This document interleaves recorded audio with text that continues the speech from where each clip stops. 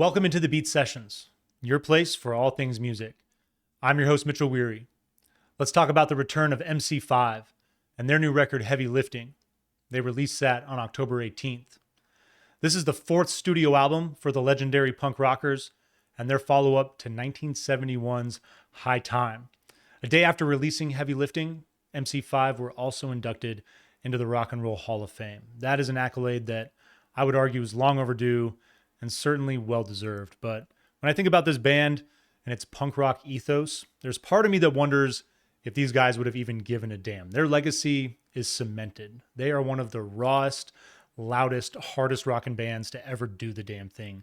They're incendiary, visceral, high energy, and I would just argue that there's never been anybody like this outfit.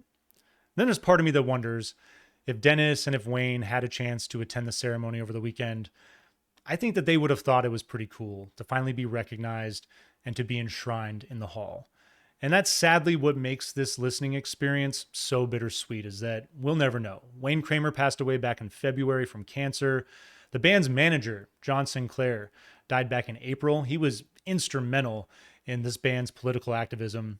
And then original drummer Dennis Thompson passed away in May, effectively ending MC5. It's really unfortunate that those guys did not live long enough to see this album out in the public, to see the reaction, because I think that they would have been really pleased with its reception. It's a cool record. It's a record that, two talking points I want to bring up.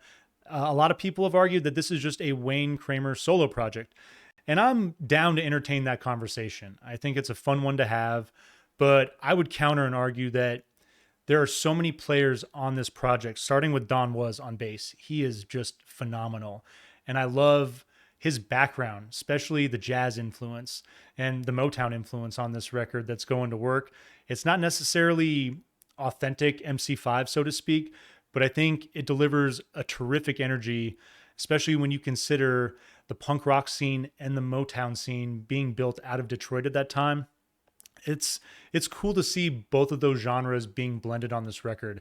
Super unique, and it's one of, I'd say, the best parts about listening to this album. But then you have players like Tom Morello, you have Slash on this thing, William Duvall, who's involved with Alice in Chains now, Joe Barry, Brad Brooks, Vernon Reid. These are guys that have been influenced both in their lives and in their careers so much by MC5 that spirit is carried on. You can feel that elan, you can feel that energy. And I know that this project didn't necessarily start off as an MC5 record, but given the trajectory of it and given the movement of the artistry and the development of it, I'm glad to see it end up in that catalog. I would argue that even though it is slightly different than Kick Out the Jams, Back in the USA, and High Time, it is still a great cap to what is, unfortunately, a small but incredibly influential catalog of music. And then talking about the different influences on this record, it's no wonder when you consider that both of those genres, Motown and punk rock, basically coming out of the same city, found some harmonious territory. And especially on this record, it starts off pretty heavy, but I love the shift in moods, and it's going to go back and forth. You have 13 tracks, and I think the movement of it, exploring those different genres, combining them on a handful of tracks, is super unique, one of a kind. And I'd also argue that had this band, continued to put out albums over the last 50 plus years in between that gap, their sound would have evolved, and it probably would have ended up incorporating, sounds that you're hearing on this record. I think that this record in a lot of ways is kind of a summary of what their career could have been had they not all struggled with drug problems and the legal problems that they did. Sadly, Rob Tyner passed away back in 1991, so he's been gone for a really long time, as well as Fred Smith. And then Michael Davis passed away back in 2012. So, it's hard to know what would have happened, with the loss of those guys and at that time, but you think about what they could have done through the 70s and 80s, and I think that there's no question that their sound would have evolved and would have, started to incorporate, more R&B, more soul, more, maybe gospel, jazz, all these different influences that, when these guys, even as young punks, basically, these guys were still listening to the likes of Chuck Berry, James Brown, Sun Ra, John Coltrane, Smokey Robinson. I mean, the number of influences that drove their creativity, and you can even hear those influences to a certain degree on those early records. So I think this album belongs, and I think it's super fun, and I'm excited to get into the track list. Starting with the title track, Heavy Lifting, featuring Tom Morello. You got mid-tempo guitar riff and big harmonies to open, fuzzy bass and drums. The vocal hits strong. I really love the intro. The production feels a bit much. That's maybe my one criticism of this track. Maybe has too much of a Morello feel, but having his influence on the song, I think that it still makes it fun. There's a really chill breakdown with gospel-like harmonies and dominant percussion in that section. Fun album opener.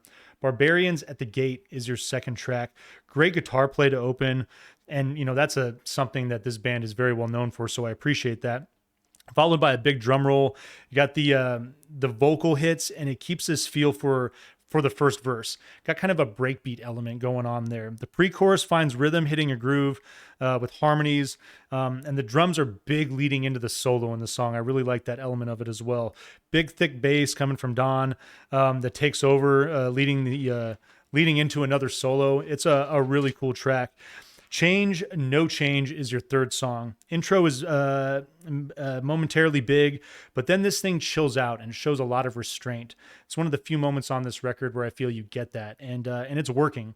It's going to rock again to usher in the vocal. Heaviness is sparse and brilliant, and again, I love that restraint. I think it really makes this track stand out. Your fourth song, The Edge of the Switchblade, featuring Slash and William Duvall. It's got this clanging guitar with drum build, goes to work with a big vocal, and has a bit of an 80s metal feel. Given the influence there, it's not really a surprise. I like that edge, but combined with the punk feel as well. It's a good combination of those sounds. Keeps this driving feel from start to finish for the most part. I really like the way that the music drops. You get this drum lead in for the solo, and then you get another section. It's followed by rhythm, and it leads into another breakdown. So really just like the different sections of that composition. Black Boots featuring Brad Brooks is your fifth song. You got fade in on the drum roll, strong rhythm drive in the guitar, works on a nice groove. Verse plays with space well. I really like the riff that's there. Vocals are rapid fire and calls out for a solo. I really like when Wayne has that moment and does this thing. I Am the Fun. The Phony is their sixth track. Got this driving funky groove, and this is where this album starts to take that different direction. I was shocked but super pleased with this run of songs. Like that funky groove out the gate. You get a heavy edge to it that complements, and just love the harmonies that are there. Breakdown ventures into some psychedelic territory. You get some rhythm there that's really driving the song. It's a fun composition. 25 Miles is your seventh track. Drums are going to lead into open on a mellow mid-tempo track. Got fuzzy bass and drums that carry. The verse is sparse, and then guitars enter. But really just like a nice moment of minimalism on this record. Then you get these horns that work in. I really like that element, giving it that funky soul edge. Because of Your Car is your eighth track. Opening riff, back to that classic rock and roll feel. Honestly, I got a little bit of Stones' Can You Hear Me Knocking in this track. Get a little breakbeat in the percussion. Rhythm leads into a driving section with fuzzy bass. Excellent solo work. It's a nice little shift off of the funk edge, but then we're getting back to Boys Who Play With Matches, your ninth track. Great opening riff, and we're getting more into that classic rock feel, especially. Because of Your Car, I messed this up. It's got a mid-tempo drive, and it feels like MC5 meets Prince. Super funky. Got a falsetto vocal that's prominent, an 80s groove. And then Boys Who Play With Matches is getting back into that rock and roll feel. That's where you get that opening riff, back to that classic rock and roll feel with the fuzzy bass and that excellent solo work. Blind Eye, featuring Dennis Thompson, is your 10th track. It's great to have him on drums on a couple of songs. Very different tone in the opening riff. Got up-tempo rhythm. This song is kind of like Van Halen-esque, I would argue. Upbeat melodies that remind me of Bouncing Souls a little bit, if you're familiar with that punk outfit. I like the balance that's there. Again, you get kind of that punk rock vibe with kind of like an 80s metal feel to it. Can't Be Found, featuring Vernon Reid and Dennis once again, is your 11th song. Just love the lead on the bass. The rest of the instrumentation is going to follow in on this thing for a classic sounding garage rock tune. The harmonies provide a bit of surf rock, and you're getting a little bit more of that Van Halen feel on this track as well. Blessed Release is your 12th song. Great sparse riff, backed by rim shots, and they sound like hand claps. I'm almost sure that it's rim shots on a snare drum, though. The song is unique. Big electronic influence, falsetto vocal, excuse me. Seriously, this sounds like some type of like funky R&B 90s track, and you're getting that Prince influence once again, I feel. It goes full punk in the coda, though. It just makes this interesting shift for like the last 30 seconds. And then Hit It Hard, featuring Joe Barry, is your album closer. Just another big funky track. I like the way that they choose to end this album with this song, considering the way that it starts off with a big heavy rock and feel from a Tom Morello contribution. I like Joe Barry working with a funky track. Got great horns and harmonies that are closing this thing out.